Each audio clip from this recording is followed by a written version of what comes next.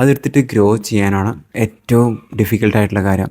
What was your biggest challenge in life? ഈ negative feedback കിട്ടുമ്പോൾ ഒന്നില്ലെങ്കിൽ നമ്മൾ തളരും, അല്ലെങ്കിൽ നമ്മൾ കുതിക്കും. നിങ്ങൾക്ക് അവസാനമായിട്ട് ഇംഗ്ലീഷ് സംസാരിച്ചപ്പോൾ ഫീഡ്ബാക്ക് കിട്ടിയത് എപ്പോഴാണ്? Either negative or positive.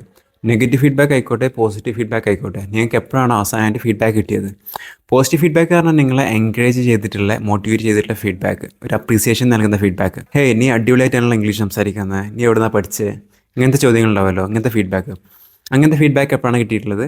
അതുപോലെ തന്നെ നീ ഇപ്പോൾ പറഞ്ഞത് മിസ്റ്റേക്ക് ഉണ്ടല്ലോ, അത് കറക്റ്റ് ചെയ്യണം കേട്ടോ, അവിടെ എങ്ങനെയല്ല പറയേണ്ടത്, ഇങ്ങനെയാണ് പറയേണ്ടത്.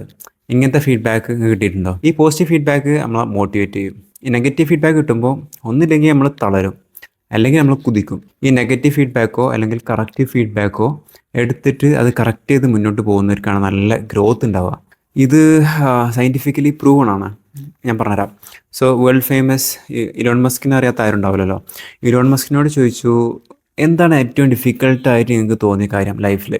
അപ്പോൾ കുറച്ച് നേരം ഇങ്ങനെ ആലോചിച്ചിട്ട് ഇലോൺ മസ്ക് പറഞ്ഞു, ഓക്കെ, ഒരു കറക്റ്റ് ഫീഡ്ബാക്ക് ലൂപ്പിൽ നമ്മളെ മെയിൻറ്റെയിൻ ചെയ്യാനും അതെടുത്തിട്ട് ഗ്രോ ചെയ്യാനാണ് ഏറ്റവും ഡിഫിക്കൽട്ടായിട്ടുള്ള കാര്യം. What was your biggest challenge in life? I think just thinking about how to spend time. One of the biggest challenges I think is making sure you have a corrective feedback loop, and then maintaining that corrective feedback loop over time, even when people want to tell you exactly what you want to hear. That's very difficult. 1-2 പോഡ്കാസ്റ്റിൽ Elon Musk ഈ കാര്യം പറയുന്നത് ഞാൻ ശ്രദ്ധിച്ചിട്ടുണ്ട്.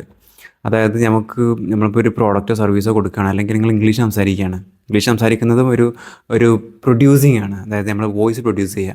അങ്ങനെ produce ചെയ്യുമ്പോൾ അത് കേൾക്കുന്നവർ, കൺസ്യൂമർ ചെയ്യുന്നവർ നമ്മളോട് പറയാണ്, ഓക്കെ, അത് ശരിയായിട്ടില്ല, മിസ്റ്റേക്ക് ഉണ്ട്, അത് കറക്റ്റ് ചെയ്യണം. ഇങ്ങനത്തെ നെഗറ്റീവ് ഫീഡ്ബാക്കിൽ തളരുന്നവർ തളരും, ഇതെടുത്തിട്ട് വളരുന്നവർ നല്ല രീതിയിൽ വളരും.